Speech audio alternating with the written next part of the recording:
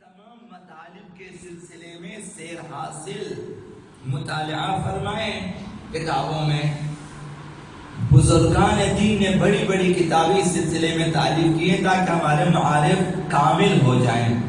جس قدر ہماری معرفت کامل ہو جائے گی اسی حساب سے ہم آقا امام زمان علیہ السلام کے قریب تر ہو جائیں گے اور ان کی رضایت ہمیں حاصل ہوگی. اگر ان کی رضایت حاصل ہو جائے، اگر آقا امام زمان علیہ السلام ہمیں اپنے محبوں میں، اپنے شیعوں میں، اپنے پیروکاروں میں، اپنے منتظرین میں اگر حساب کریں تو ہماری کامیابی ہوگی. کوشش کریں، خود اپنے دل سے پوچھیں، خود اپنے ذہن سے پوچھیں، خود اپنے عقیدوں میں ڈھونڈیں کہ کیا میری حالت ایسی ہے کہ میں ان کے شیعوں میں سے ہوں، یا صرف میرا دعویٰ ہے کہ میں ان کے شیعوں میں سے ہوں.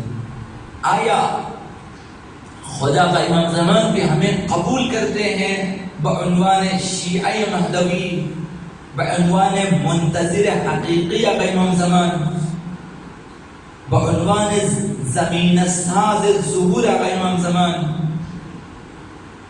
اگر آپ کا دل مطمئن ہے کہ آپ ٹھیک اسی راہ پہ جا رہے ہیں تو یہ آپ کے لیے سعادت ہے، یہ آپ کے لیے کامیابی کی علامت ہے. یہ تمام چیزیں منحصر ہیں ہماری معرفت پر. لہذا معرفت آقا امام زمان کے حوالے سے کوتاہی نہ کریں، مختلف کتابوں کا مطالعہ کریں. حضرت آقا امام زمان علیہ السلام کو یہ ذمہ داری سونپی گئی ہے خداوند متعال کی طرف سے کہ لوگوں کی حقیقی سعادت کے لیے قیام کریں. آقا امام زمان کا ظہور ہماری سعادت اور کامیابی کے لیے ہے. ان کا ظہور اس لیے ہے کہ انسان جہنم سے آزاد ہو جائے، انسان شیطان کی سرپرستی سے آزاد ہو جائے، انسان خداوند متعال سے آشنا ہو جائے اور انسان خداوند متعال کی طرف سے آمادہ شدہ ابدی زندگی کو حاصل کرے، ہمیشہ کے عذاب سے نجات پائیں. یہ ذمہ داری آخری فرد خداوند متعال روئے زمین پہ نمائندے کے عنوان آقا امام زمان ہیں اور وہ اسی مقصد کے لیے قیام کریں گے. آپ کے قیام سے، آپ کے ظہور سے انسانوں کی تربیت ہوگی اور مردہ نفوس زندہ ہوں گے.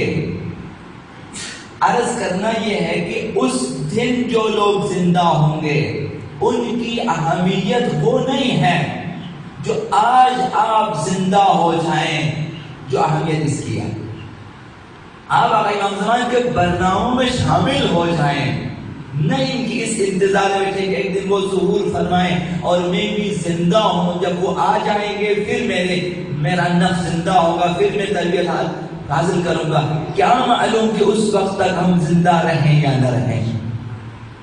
آج کوشش کریں کہ ہم مہدویت کے عقیدے میں ترقی کریں، کامیاب ہو جائیں، مالا مال ہو جائیں، اپنے دلوں کو مملوء کر دیں محبت آقا امام زمان سے اور اپنی زندگی کو آقا امام زمان علیہ السلام کی اطاعت و فرمان برداری سے منور کر دیں. آج اس کی اہمیت بہت زیادہ ہے. تو ہمارا عقیدہ ہونا چاہیے کہ وہ آئیں گے تو انسانوں کی تربیت ہوگی، مردہ نفوس زندہ ہو جائیں گے اور بلوغت اخلاقی و فکری اور یہ حد اکثر کو پہنچیں گے. انسان کی بلوغت فکری یعنی فکر کامل ہوگی، عقل کامل ہوگی حد اکثر، جس قدر ممکن ہے عقل کامل ہو جائے، اخلاق کامل ہو جائے گا.